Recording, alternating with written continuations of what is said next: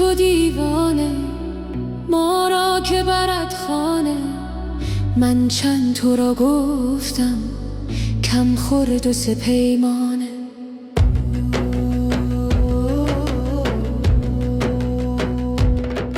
در شهر یکی کس را هشیار نمی بینم، هر یک بتر از دیگر شوریده و دیوانه. من مست و تو دیوانه، ما را که برد خانه. من چند تو را گفتم، کم خورد و سه پیمانه.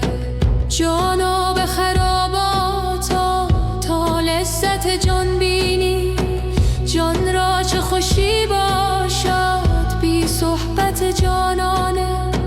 هر گوشه یکی مستی، دستی زبر دستی، وان ساقی هر هستی با ساغر شاهانه. من مست و تو دیوانه، ما را که برد خانه. من چند تو را گفتم، کم خورد و سه پیمانه. تو وقف خراباتی، دخلت می و خرجت می، زین وقف به هوشیاران مسپار یکی دانه. ای لولی بر بد زن، تو مستری یا من؟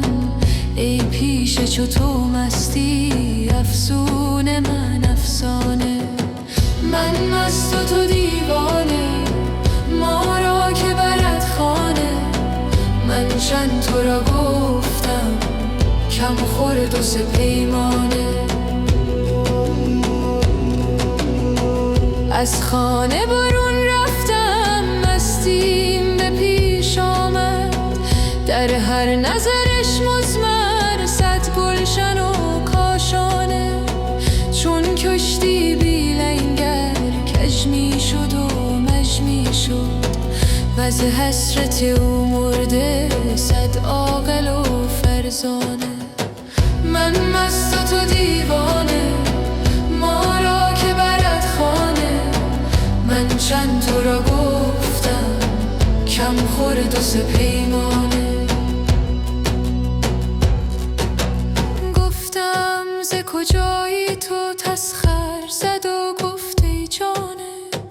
نیمیم ز ترکستان، نیمیم ز فرغانه.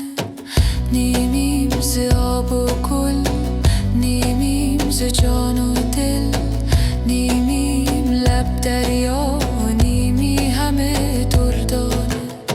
من مست و تو دیوانه، ما را که برد خانه. من چند تو را گفتم، کم خورد و سه پیمانه.